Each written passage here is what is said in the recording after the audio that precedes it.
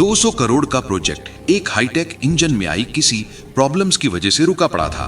पूरी कंपनी का पैसा व भविष्य इस इंजन पर टिका था। देश विदेश से बड़े बड़े इंजीनियर इस इंजन पर अपना तजुर्बा आजमा चुके थे, पर कोई भी कोर प्रॉब्लम को समझ नहीं पा रहा था। तभी इस कंपनी का एक युवा सफाई कर्मचारी इंजन को ठीक करने का आत्मविश्वास दिखाता है। हर किसी की नजरें इस युवा पर टिक जाती है। वहां खड़े तमाम बड़े इंजीनियर इसकी बेइज्जती करने लगते हैं, खूब मजाक उड़ाया जाता है। लेकिन उसके बाद इस कर्मचारी ने जो किया, उसने हर किसी की बोलती बंद कर दी। आखिर इस सफाई कर्मचारी की असलियत क्या थी? किस मजबूरी ने इसे सफाई कर्मचारी बना दिया था? इससे पहले कि शानदार सीख और मोटिवेशन से भरे इस वीडियो को शुरू करें, आप चैनल को सब्सक्राइब कर लो ताकि जिंदगी बदल देने वाली ऐसी वीडियो आपको रोज मिलती रहे। कहानी की शुरुआत होती है बैंगलोर के रिंग रोड के नजदीक स्थित ये विशालकाय लग्जरी बिल्डिंग से, जो कि टेक जोन ऑटोमोबाइल कंपनी की है। ये इनका मेन हेडक्वार्टर है। न सिर्फ इस बिल्डिंग की भव्यता, बल्कि इस कंपनी की टेक्नोलॉजी एंड सर्विसेज के चर्चों के चलते ये कंपनी आकर्षण का केंद्र बनी रहती है। देश भर के लाखों लोगों का सपना होता है कि उसे भी इस कंपनी में कोई अच्छी जॉब मिल जाए। ये कंपनी वर्तमान और भविष्य को ध्यान में रखकर टेक्नोलॉजी को विकसित करती है, जैसे हाई टेक ट्रांसपोर्ट ट्रक के इंजन, बस के इंजन, शिप इक्विपमेंट्स और कुछ ऐसी मशीनरीज तैयार करते हैं जो डिफेंस सिस्टम के लिहाज से बेहद सुरक्षित व सुविधाजनक होते हैं। हालांकि कंपनी के अंदर का माहौल कुछ अच्छा नहीं था। कंपनी की सीईओ थी प्रिया शर्मा, जिनकी उम्र लगभग 35 साल थी। उनका तरीका एकदम सख्त था। बात करने के तरीके में तंज और तिरस्कार की भावना छुपी रहती थी। ये आउटफिट से हमेशा वेल ड्रेस्ड रहती थी। बाहर के लोग उन्हें बहुत समझदार कहते थे, लेकिन उनके ऑफिस के लोग उनके बारे में अलग ही बातें करते थे। इस कंपनी का सबसे कीमती प्रोजेक्ट उनका बहुत ही नया गाइडेड इंजन पिछले 6 हफ्तों से खराब पड़ा था, और ये इंजन उनका सबसे जरूरी हिस्सा था। 3 साल की मेहनत और करीब 200 करोड़ रुपए की लागत से तैयार हुआ था ये प्रोजेक्ट। लेकिन 70 करोड़ का ये इंजन हमेशा 14 मिनट और 36 सेकंड चलता और फिर बहुत गर्म होकर बंद हो जाता था। हर बार एक ही गलती दिखती थी, हार्मोनिक डिसरप्शन डिटेक्टेड। एक बड़ी एलईडी स्क्रीन से कनेक्ट ये engine red error symbol show कर रहा था। ये इंजन एआई मॉडल पर आधारित था। इस इंजन को एक ऐसे ट्रांसपोर्ट ट्रक के लिए डिजाइन किया गया था जो बिना ड्राइवर के ही माल को बेहद सुरक्षित रूप से एक जगह से दूसरी जगह तक पहुंचाने में सक्षम होने वाला था। ये पूरा 200 करोड़ रुपए का प्रोजेक्ट था, लेकिन सारा काम इस इंजन की टेस्टिंग पर रुका पड़ा था। 3 अलग अलग टीम्स के बड़े बड़े इंजीनियर आकर हार मान चुके थे। ये इंजीनियर हार्वर्ड व स्टैनफोर्ड जैसी विश्वास लेवल यूनिवर्सिटी से पढ़े हुए थे। इंजन के डिजाइन पर बहुत नॉलेज थी इनके पास, लेकिन उनका ज्ञान भी इस इंजन के सामने कुछ काम नहीं आ रहा था। बड़ी बड़ी डिग्री वाले इस इंजन के सामने फेल हो रहे थे। वो भी असल प्रॉब्लम को समझ नहीं पा रहे थे। इधर प्रिया शर्मा की टेंशन हर दिन बढ़ती जा रही थी। अगर ये इंजन जल्दी ही ठीक ना हुआ तो कंपनी को 500 करोड़ रुपए का नुकसान हो सकता था और उनका मार्केट में दबदबा खत्म हो जाता। ये काफी बड़ा प्रोजेक्ट था जिससे कंपनी का भविष्य निर्धारित होने वाला था। इसी कंपनी में दीपक मौर्य नाम का एक सफाई कर्मचारी था, जो कि पिछले 4 सालों से इस कंपनी में कई उतार चढ़ाव देख चुका था। ये काम तो सफाई का करता था, पर इसकी नजरें, इसका दिमाग यहाँ की टेक्नोलॉजी को निहारती रहती थीं। दिमाग से इतना तेज कि जिस भी काम को ध्यान से देखता ये उसे सीख लेता था। ऑफिस के सफेद फर्श से लेकर कॉन्फ्रेंस रूम के अंदर रखे हुए कांच के बर्तन तक दीपक मौर्य हर जगह जाता था। कहने को तो ये कंपनी में हर जगह दिखता था, पर फिर भी ये हर एम्प्लॉय के नजरों से ओझल ही रहता, यानी कोई भी इस पर ध्यान नहीं देता। ये जब भी कोई टेक्निकल नॉलेज बताता तो एम्प्लॉय उसका मजाक उड़ाने लगते, उसे डांटकर भगा देते। कोई भी उसे सीरियस नहीं लेता।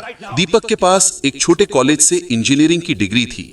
उसने ये डिग्री बड़े सपनों के साथ ली थी, लेकिन जिंदगी में हालात कुछ ऐसे बन गए जिसने उसे एक सफाई कर्मचारी बना दिया। क्योंकि उसकी मां को फर्स्ट स्टेज कैंसर था, जिसका इलाज तो था, पर वो बहुत महंगा था और हर इलाज का खर्चा इतना ज्यादा था कि अगर वो बड़ा इंजीनियर बनने का सपना देखता तो मां का इलाज रुक जाता। उसने अपना सपना नहीं चुना बल्कि माँ का इलाज चुना, जिसके लिए पैसे जोड़ने के लिए वो कोई भी काम करने के लिए तत्पर हो गया। हालांकि इस कंपनी से अच्छी जगह कोई हो ही सकती थी जहां उसे कुछ न कुछ सीखने को मिलता था। इसीलिए वो कहीं और काम न करके इस कंपनी में सफाई कर्मचारी बन गया। दीपक दिन भर ऑफिस में रहता, लेकिन उस इंजन की आवाज उसे हमेशा सुनाई देती थी। रात को जब सब लोग घर चले जाते और वो कॉन्फ्रेंस रूम का सफाई करता तो वो चुपके से इंजन के ब्लूप्रिंट्स पढ़ता था। उस इंजन का दिमाग सफाई में नहीं, उसके डिजाइन में लगा रहता था। उसने देखा कि इंजन जर्मनी में छोटे यूनिट में बना था, लेकिन उसका एआई सॉफ्टवेयर अमेरिका के बड़े यूनिट्स में सेट किया गया था। एक छोटा सा यूनिट बदलने का फर्क एक बड़ी गलती पैदा कर रहा था। दीपक का जीवन बड़ा संघर्ष भरा रहा। 9 साल की उम्र में दीपक के पिता चल बसे। तब से माँ और दादाजी की देखरेख में ही दीपक पला बढ़ा। दीपक की पढ़ाई लिखाई से लेकर घर के तमाम खर्चों को दादाजी ही पूरा करते। दादाजी का एक पुराना गैराज था। दीपक पढ़ाई लिखाई में बहुत अच्छा था, तेज बुद्धि का था। वो अक्सर स्कूल से आकर अपने दादाजी के गैराज पहुंच जाता और उनके काम में हाथ बटाने लगता। दादाजी उस इलाके के सबसे पुराने और जाने माने मैकेनिक थे। उनका तजुर्बा, उनका हुनर काबिले तारीफ था। वो इंजन की आवाज सुनकर ही बता देते कि दिक्कत क्या है। वहीं दीपक भी कुछ कम नहीं था। दादाजी जैसा हुनर तो मानो उसे विरासत में मिल गया हो। दादाजी जब भी किसी गाड़ी को ठीक कर रहे होते तो वो बड़े ध्यान से देखता, वो चीज को बारीकी से समझता। दादाजी भी उसे छोटी बड़ी बारीकियां बताने लगे। दीपक की उम्र भले कम थी, पर उसकी लगन और उसका इस काम में प्यार व समर्पण देखकर दादाजी दीपक को भी मैकेनिक के काम की बारीकियां बताने लगे। दादाजी दीपक का नाजुक हाथ चल रहे इंजन पर रखते थे और कहते थे, बेटा इस धड़कन को महसूस करो। एक इंजन तुम्हारे डिग्री से कोई मतलब नहीं है, उसे सिर्फ उसके धड़कन सुनने वाले की जरूरत है। मशीन की भाषा समझो, वो तुमसे कभी झूठ नहीं बोलेगी। दादाजी ने उसे सिखाया था कि इंजन को उसकी आवाज से, उसके वाइब्रेशन यानी कंपन से और यहाँ तक कि हल्की सी बदबू से भी कैसे प्रॉब्लम की पहचान की जाती है।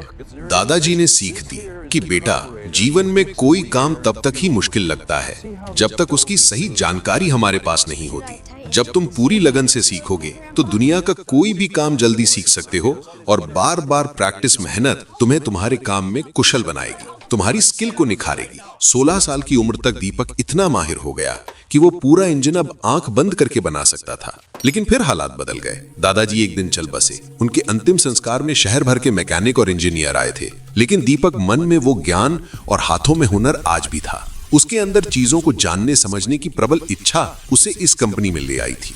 गुरुवार का दिन था। कंपनी की किस्मत आज तय होने वाली थी। जर्मनी से बड़े इन्वेस्टर मिस्टर स्मिथ और उनकी टीम वहां मौजूद थी। उनके पास करीब 800 करोड़ रुपए की फंडिंग थी। डॉक्टर लेखा, जो एक बहुत बड़ी इंजीनियर थी, वो भी उनके साथ थी। उनकी तेज नजर से कोई गलती छुप नहीं सकती थी। एक बड़े हॉल के अंदर प्रिया शर्मा की मौजूदगी में उस नए इंजन का आखिरी टेस्ट चल रहा था, जिसपे बहुत बड़ी डील टिकी हुई थी। लेकिन इंजन कुछ समय चलते ही बंद हो जाता। इंजन से निकलता धुआं सबकी चिंता का बादल बन गया। प्रिया शर्मा ने तुरंत एक इमरजेंसी मीटिंग बुलाई। हॉल में 200 एम्प्लॉइज जमा हो गए। प्रिया ने घबराहट वाली आवाज में कहा, इंजन काम नहीं कर रहा है, अब हम खर्चे कम करेंगे। वो लोग जिनकी जरूरत नहीं है उन्हें तुरंत कंपनी से निष्कासित कर दिया जाएगा। दूर खड़ा दीपक बहुत देर से ये सब देख रहा था। दीपक हिम्मत बांधते हुए उन लोगों के करीब आकर कुछ ऐसा बोल दिया कि वहां मौजूद सबकी नजर दीपक पर टिक गई।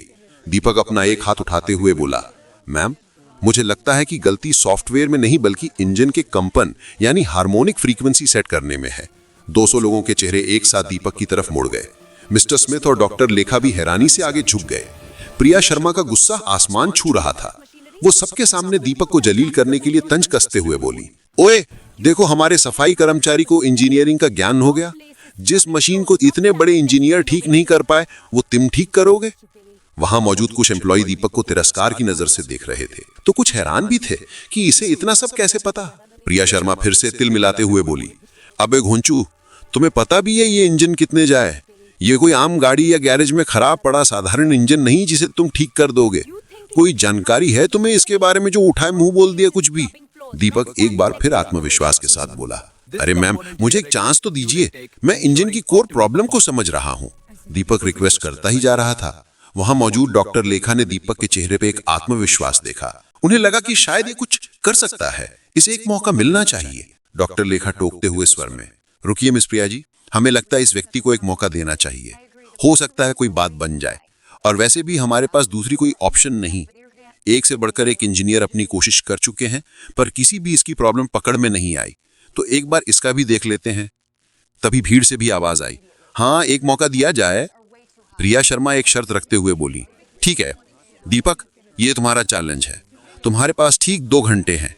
इस 200 करोड़ के इंजन को सबके सामने ठीक कर दो। अगर तुम कामयाब हुए तो तुम्हें तुरंत सीनियर इंजीनियर बना दिया जाएगा, और अगर तुम फेल हो गए तो सिर्फ नौकरी नहीं जाएगी, तुम्हें हमेशा के लिए इस बिल्डिंग से बाहर कर दिया जाएगा। और मैं खुद तुम्हारे बारे में सबको बताऊंगी कि तुम कितने बड़े नाकामयाब आदमी हो। प्रिया मनी मन सोच रही थी कि ये सफाई कर्मी क्या ही जानता होगा, उल्टा और खराब कर देगा। चलो अच्छा है, अगर इंजन में कोई खराबी आई तो मैं सारा इल्जाम उन तमाम लोगों पर लगाऊंगी जो भी इसे बढ़ावा दे रहे हैं, इसका सपोर्ट कर रहे हैं। दीपक के चेहरे पे कोई डर नहीं था। प्रिया इस सफाई कर्मी से चिड़ी हुई थी और प्रिया को दुनिया के सामने इसका मजाक बनाने का एक मौका मिल गया।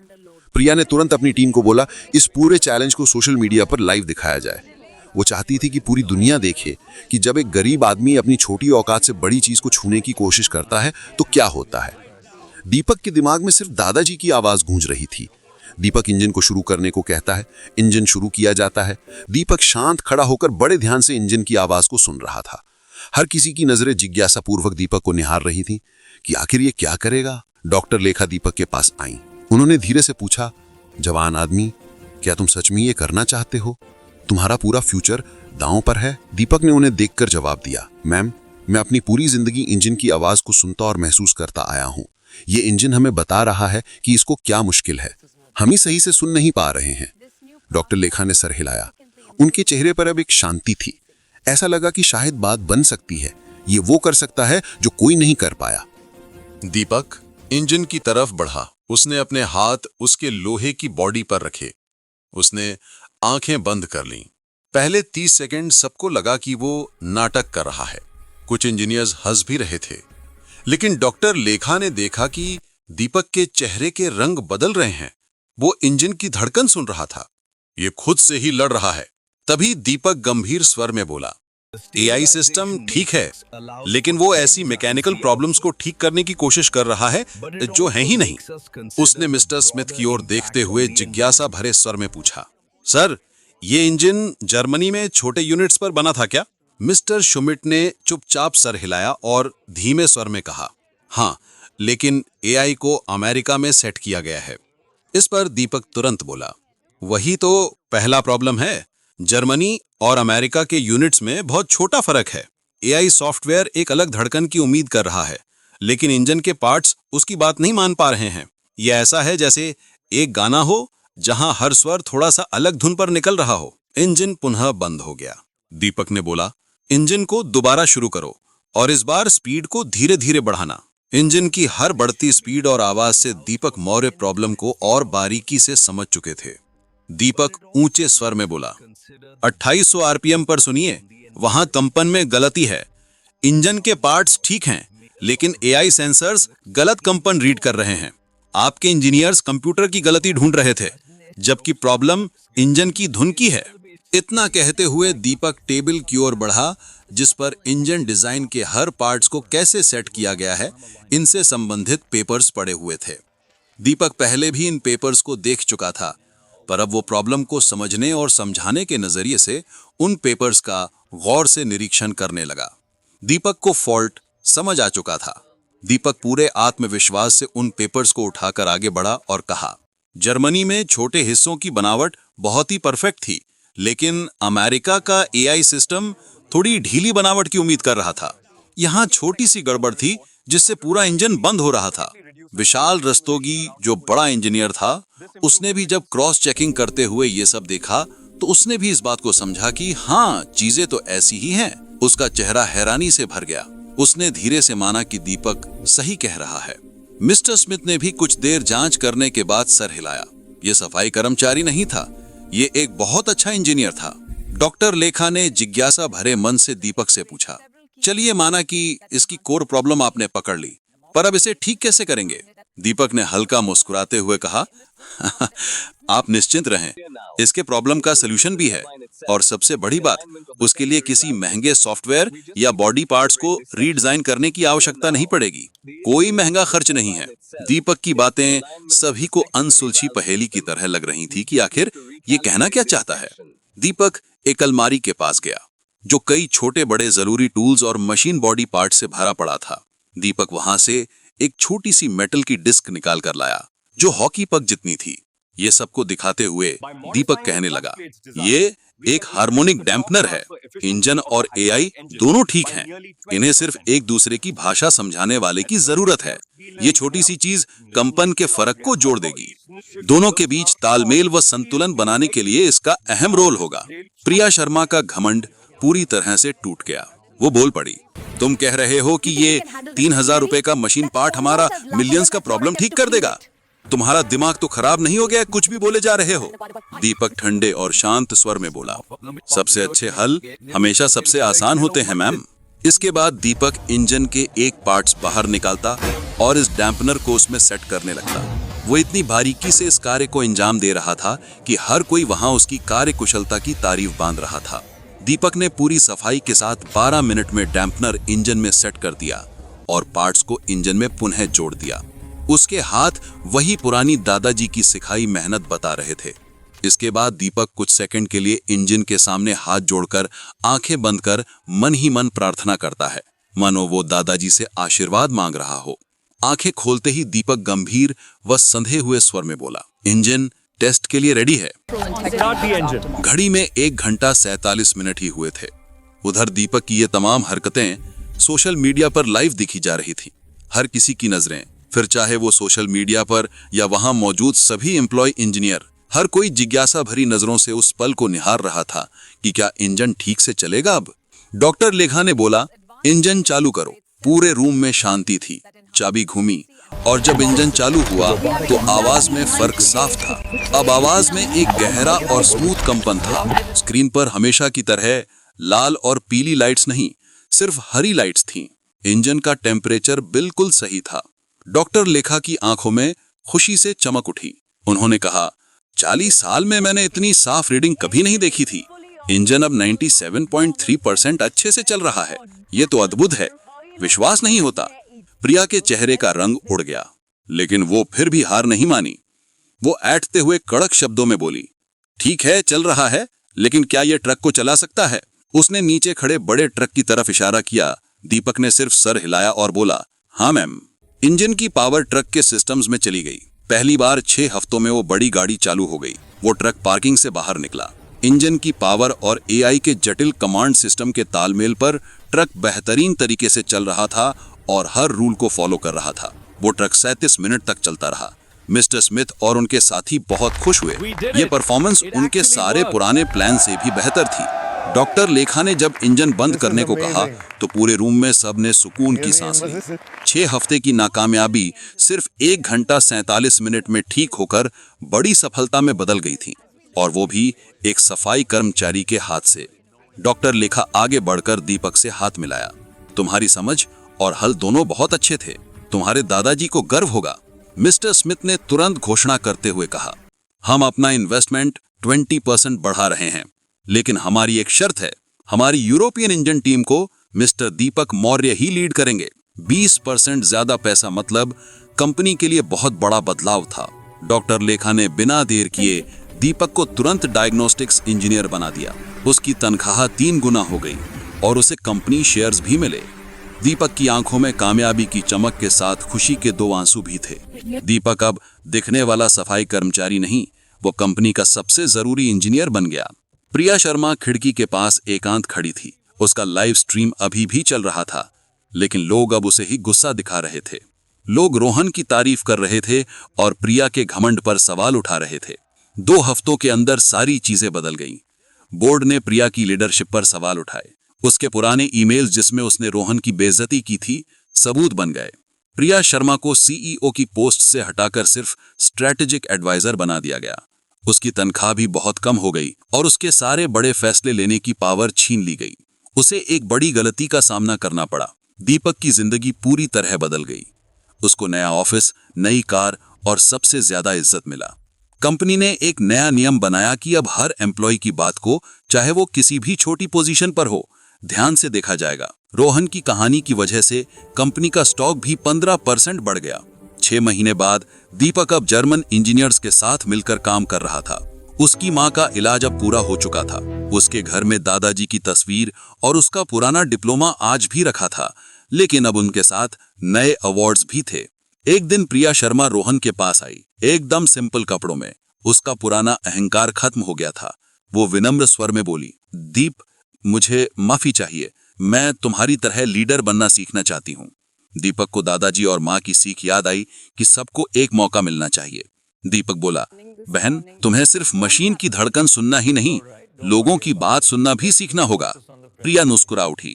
तो दोस्तों, इस तरह हुनर, तजुर्बा और अच्छे संस्कार ने जिद और घमंड को हरा दिया।